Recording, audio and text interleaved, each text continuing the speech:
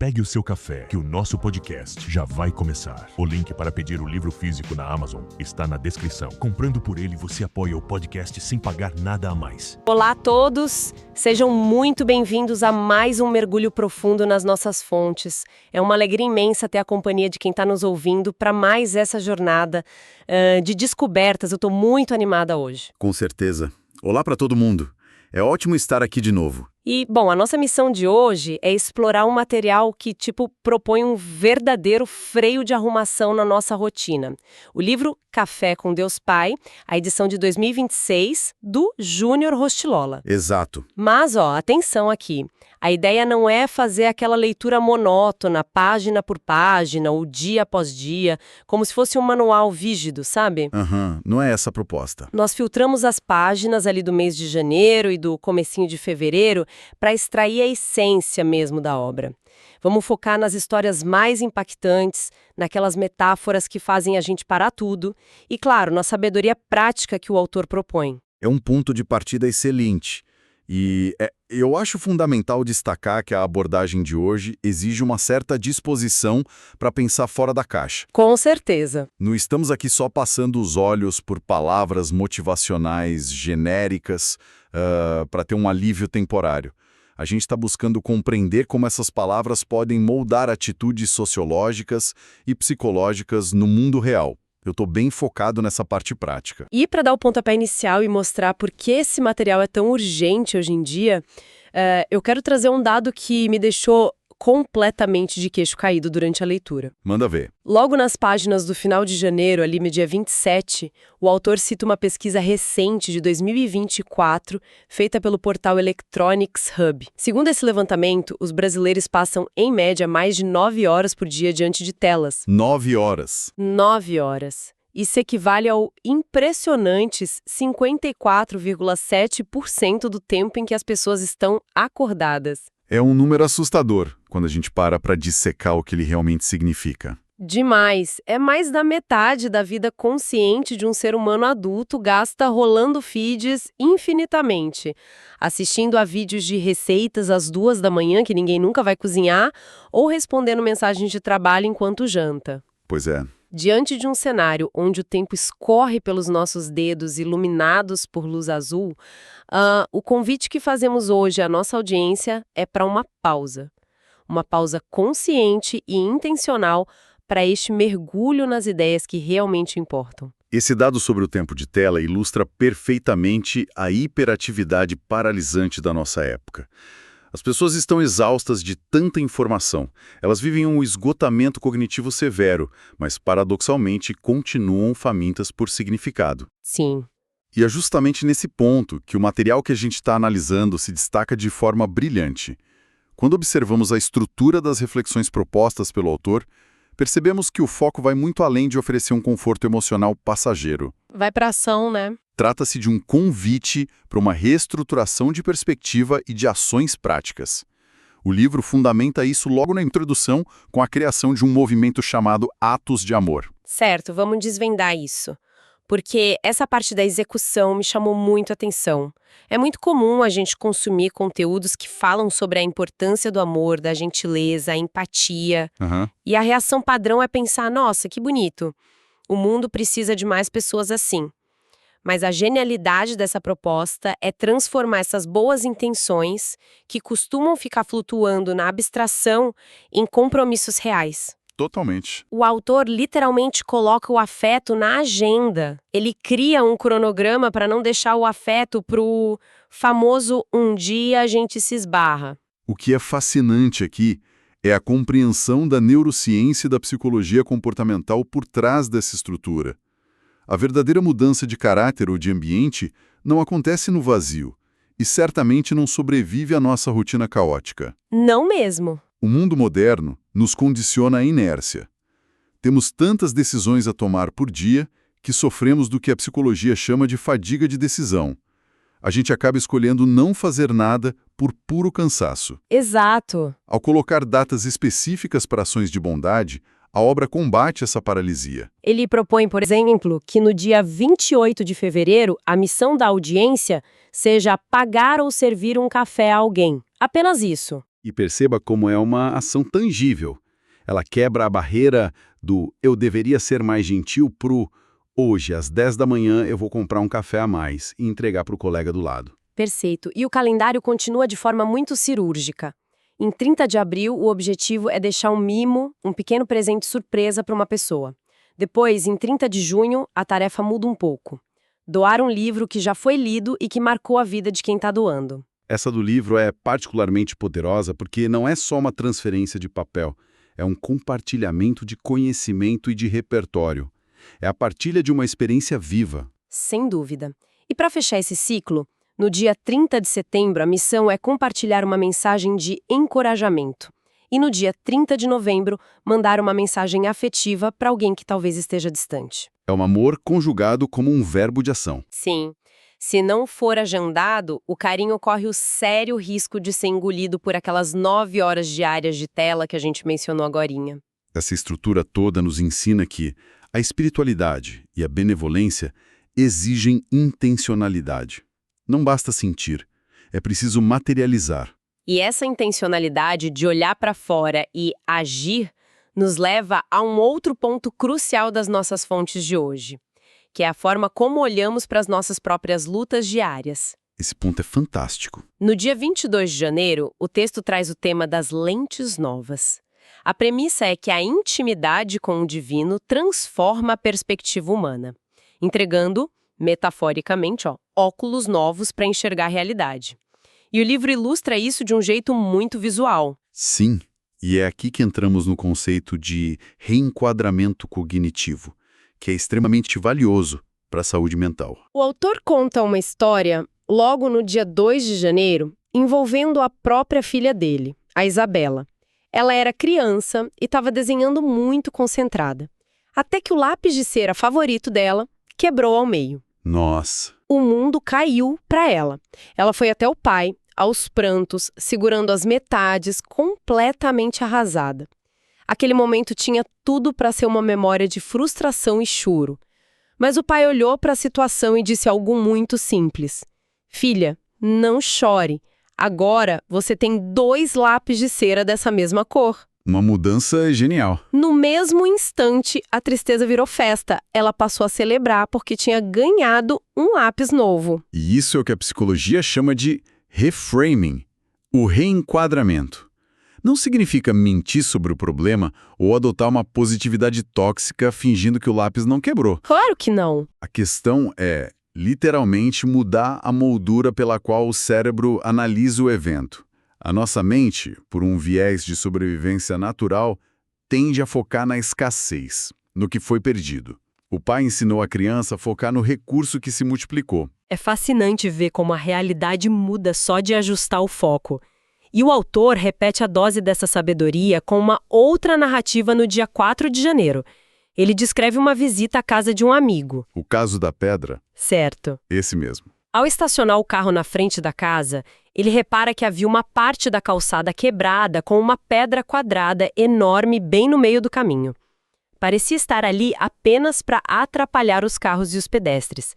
Um verdadeiro estorvo urbano. E qual foi a reação do morador da casa? Quando o autor comenta sobre o incômodo que aquela pedra devia causar, o amigo surpreende. Ele explica que a prefeitura tinha abandonado aquela pedra após uma obra, sim, mas que a família decidiu dar um novo propósito a ela. O pai usava aquela exata pedra mal posicionada como um degrau de apoio para ajudar a filha pequena a alcançar e subir no carro todos os dias para ir à escola. Que sensacional. Aquilo que, sobre a lente da impaciência, era um obstáculo terrível, sobre a lente do cuidado paterno, virou uma ferramenta que facilitava a rotina. Esse exemplo ilustra como o cérebro adulto costuma enrijecer diante das adversidades. Nós vemos um bloco de concreto e imediatamente o classificamos como um erro do sistema que precisa ser removido. Sim, a gente quer consertar logo. A lição profunda aqui é que o problema não dita a nossa reação. O significado que atribuímos ao problema é que dita. Mas e quando a adversidade não é apenas uma pedrinha na calçada? E quando a vida literalmente joga terra em cima da gente de forma implacável? O material aborda cenários um pouco mais extremos do que um lápis quebrado. Com certeza. E é aí que entra uma das metáforas mais clássicas e contundentes presentes na leitura do dia 9 de janeiro. A história do burro velho que caiu num poço abandonado. A situação narrada não é apenas um incômodo, é um cenário de fim de linha. É uma fábula fantástica. O animal caiu em buraco profundo. Os donos, avaliando a situação de forma puramente fria e pragmática, calcularam que o burro era velho demais, não tinha mais força de trabalho, e o poço também já estava seco e inútil. A solução mais econômica... Jogar terra. Jogar terra no poço, para enterrar o animal ali mesmo e nivelar o terreno, resolvendo 2 problemas de uma vez só. O destino estava completamente selado por fatores externos. Se a gente trouxer isso para a atualidade, quando a vida ou as pessoas jogam terra em cima de alguém hoje, a reação imediata é a paralisia, o desespero. Ou ir para as redes sociais e escrever um textão furioso reclamando da injustiça do mundo. O mais comum é a revolta paralisante. A pessoa aceita o soterramento enquanto reclama dele. Mas o instinto de sobrevivência do animal na história nos ensina algo diferente. O que ele fez? A cada pá de terra que caía sobre as costas do burro, pesando, machucando, ele não se deixava abater. Ele sacudia a poeira, deixava a terra cair no chão e dava um passo por cima dela. Sensacional. Aos poucos, aquela mesma terra que deveria ser a sepultura foi formando um monte, elevando o nível do chão, até que a adversidade se transformou literalmente na rampa para a salvação dele. O texto usa isso para nos lembrar de que críticas, fracassos e rasteiras da vida costumam ser a matéria-prima essencial para a elevação. Degrau para subir nos leva a um conceito muito profundo mencionado nos dias 13 e 18 de janeiro. O conceito de metanoia. Exatamente. O texto introduz essa ideia de metanoia. É uma palavra que carrega o peso de uma mudança radical de mente, uma guinada de 180 graus na forma de interpretar a existência. E no dia 13, o autor cita um amigo dele, o pastor J.B. Carvalho, com uma frase que dá um verdadeiro choque de realidade. Ele diz o seguinte: a porta de mudança é aberta pelo lado de dentro. Essa frase é brilhante porque destrói a cultura da terceirização da culpa. Nós adoramos esperar que o governo, a economia, o chefe ou até mesmo o divino resolvam todos os nossos dilemas sem que a gente precise levantar do sofá. Exato, a analogia da porta é perfeita. Ninguém vai conseguir arrombar a porta da vida de uma pessoa para mudar hábitos prejudiciais ou curar dores antigas se a maçaneta interna não for girada por quem habita e comanda aquela mente. É um chamado inescapável à responsabilidade pessoal. E essa análise nos introduz a uma dicotomia central que permeia as fontes de hoje. O equilíbrio delicadíssimo entre o milagre e o suor, a ação divina e o esforço humano ordinário. As pessoas tendem a pensar na fé como uma terceirização cósmica. Querem que os problemas sejam resolvidos como quem pede comida por um aplicativo. Aperta um botão e espera a entrega mágica. Seria muito fácil, né? Mas o texto traz evidências contundentes de que o extraordinário sempre exige a parceria do esforço braçal. O material deixa isso muito claro na reflexão do dia 23 de janeiro, quando ele recorda aquela passagem famosa da transformação da água em vinho. Sim. E qual é o foco do autor nessa história? Geralmente a gente foca no glamour do vinho aparecendo do nada. Mas o texto aponta os holofotes para a ordem dada aos servos antes do milagre. Encham os potes com água. Pensa bem nisso. Aqueles potes de pedra eram gigantescos. Pegar baldes de água num poço, caminhar e encher recipientes imensos até a borda exige muito trabalho físico, exige calos nas mãos. Bastante suor. O extraordinário da transformação química só aconteceu depois que o esforço humano bruto de buscar água foi esgotado. A matéria-prima do esforço humano é inegociável.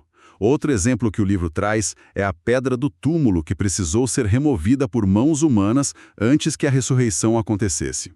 Não houve mágica para mover a pedra. E, descendo ainda mais para o terreno prático, no dia 29 de janeiro, somos lembrados da clássica fábula da cigarra e da formiga. O inverno sempre chega. Não adianta só cantar no verão. Precisamente. É uma espiritualidade com os pés firmemente plantados no chão.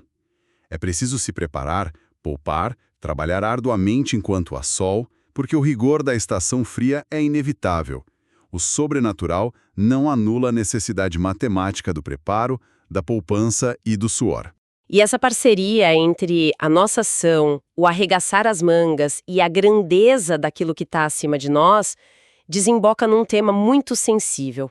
Porque ao mesmo tempo em que a obra exige muito da nossa capacidade de agir, ela faz questão de estabelecer que o valor intrínseco do ser humano não está atrelado apenas à sua produtividade diária. Se conectarmos isso com o panorama geral da nossa sociedade hiperconectada, entender esse ponto é vital. Hoje, o valor de alguém costuma ser medido pelo número de seguidores, pelo saldo bancário ou por quantas horas extras consegue fazer sem ter um colapso nervoso. E é para combater essa métrica cruel que, no dia 26 de janeiro, as fontes trazem uma analogia formidável envolvendo a obra de arte mais famosa da história humana, a Mona Lisa. Essa comparação é excelente. O texto faz o exercício de lembrar que, embora o quadro pertença ao governo francês e não esteja à venda, especialistas estimaram o valor da obra, no ano de 2014, em cerca de 2,5 bilhões de dólares. 2,5 bilhões. Por um pedaço de madeira pintado com menos de 1 metro de altura. E a pergunta sociológica que o texto propõe é de onde vem uma cifra tão absurda. O livro aponta para 2 fatores históricos inegociáveis. O primeiro é a autoria. Quem misturou as tintas e deu as pinceladas ali foi ninguém menos que Leonardo da Vinci.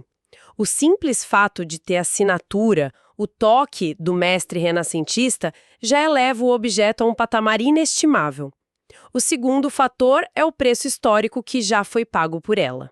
O valor da compra original. Exato. O rei francês Francisco I, séculos atrás, comprou a obra por aproximadamente 15 quilos de ouro. É um valor absurdo para a época. A genialidade dessa comparação é mostrar que o quadro não precisa fazer nada para valer bilhões. Ele não precisa produzir relatórios nem gerar engajamento. Ele vale pelo seu criador e pelo alto preço pago por ele. Na visão cristã que o livro expõe, o valor da vida humana funciona sobre essa mesma lógica. Que alívio pensar assim. O valor não flutua conforme o mercado de ações, das conquistas materiais ou das falhas do dia a dia. É um valor absoluto, fixado pelo fato de quem desenhou a humanidade e justificado pelo alto preço de sacrifício que foi pago na cruz. Saber que se tem um valor fixo muda as regras do jogo. Pior do que isso, não saber o próprio valor nos torna reféns da aprovação alheia. E o material nos mostra que compreender esse valor inegociável é a chave mestre para conseguir realizar uma das tarefas mais difíceis da experiência humana: perdoar. É a conexão perfeita. Quem tem plena convicção do seu valor não age no modo de sobrevivência o tempo todo.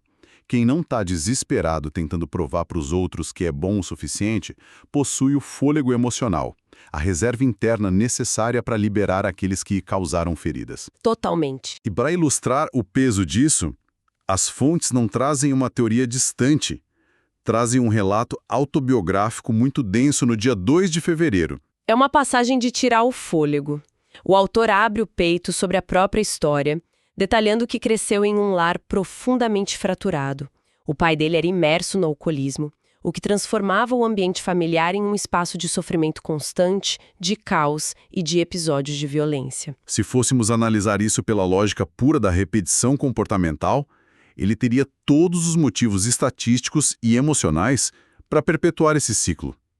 O mais comum seria crescer, se tornar um adulto amargo e devolver para o mundo a mesma violência e negligência que recebeu. A dor costuma ser repassada adiante. Mas a narrativa dá uma guinada incrível por causa da mãe dele. O autor narra como ela escolheu um caminho revolucionário diante daquela tempestade. Ela não fechou os olhos para a dor, mas escolheu enxergar além do vício. Ela conseguiu focar na essência do marido, na bondade interior que estava soterrada pelo álcool. A força da compaixão e o amor incondicional daquela mulher funcionaram como um escudo que quebrou o ciclo de violência e redesenhou o futuro da família. Trocar julgamentos por amor, como o próprio título do dia sugere, não é um exercício de romantismo barato ou de ingenuidade. Na prática, é uma ferramenta de demolição formidável. O perdão ali não foi a aceitação passiva do erro. Foi uma estratégia ativa para impedir que um legado destrutivo contaminasse a próxima geração. E para coroar de forma poética toda essa reflexão sobre soltar as amarras, o texto do dia 8 de fevereiro resgata uma citação belíssima do famoso pregador inglês Charles Spurgeon. A frase é a seguinte: ser perdoado é tamanha doçura que torna insípido o mel. Existe, porém, algo ainda mais doce: perdoar. É uma inversão total do senso comum. A cultura moderna nos ensina a cancelar os outros, nos diz que a justiça vingativa e dar o troco na mesma moeda é o que traz alívio. Mas a sabedoria secular, alinhada à psicologia humana, prova o contrário. O que ela diz? Manter o ressentimento guardado é como segurar um carvão em brasa com as próprias mãos, na esperança absurda de que a outra pessoa sofra a queimadura. A libertação verdadeira e a doçura mencionada por Spurgeon vem no exato milissegundo em que decidimos soltar a brasa e seguir em frente. Então, o que tudo isso significa? Chegamos à fase de amarrar os fios soltos desse nosso mergulho profundo. Olhando para essa tapeçaria enorme de histórias e reflexões que compõem o material de janeiro e do comecinho de fevereiro, alguns padrões ficam bem cristalinos.